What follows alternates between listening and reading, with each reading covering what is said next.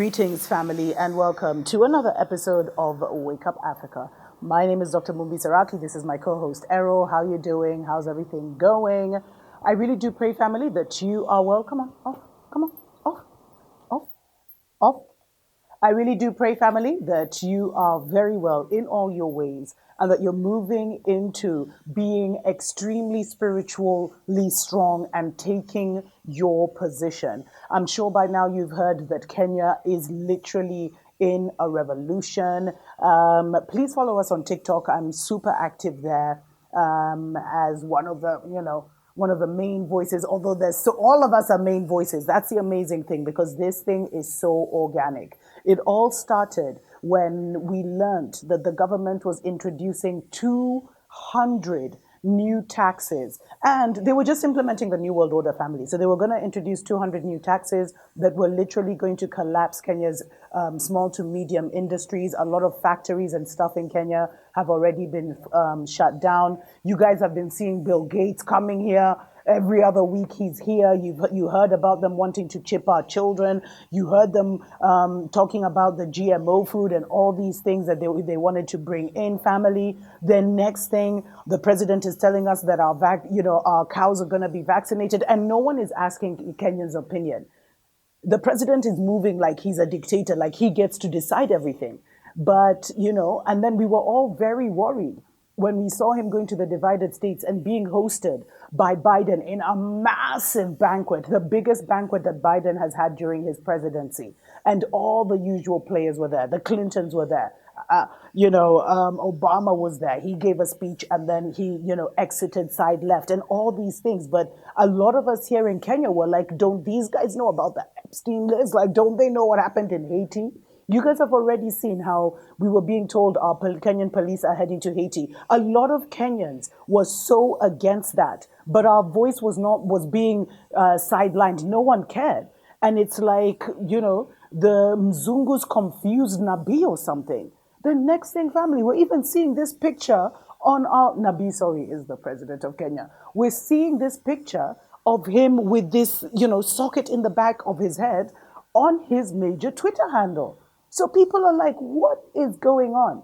So the finance bill is like the straw that broke the camel's back. It's the one way that we can talk back. And in fact, this thing was completely organic. It started as people talking about how, that the bill should not be passed. Then people started reaching out to their MPs.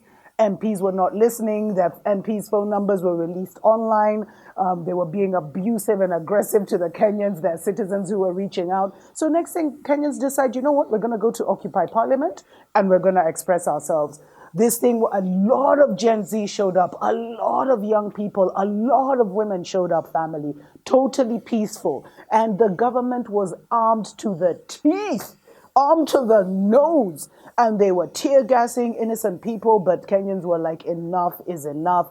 And, I might insert some videos here and there, family, so I'll be going in and out. But Kenyans decided enough was enough. So many people showed up, and this inspired the whole nation. Next thing, we're having Occupy Mombasa, Occupy Eldoret. Eldoret is the town where the president comes from. Occupy Nakuru, Occupy Garissa. And it's just turned into a revolution, especially because these guys actually went ahead and passed the bill.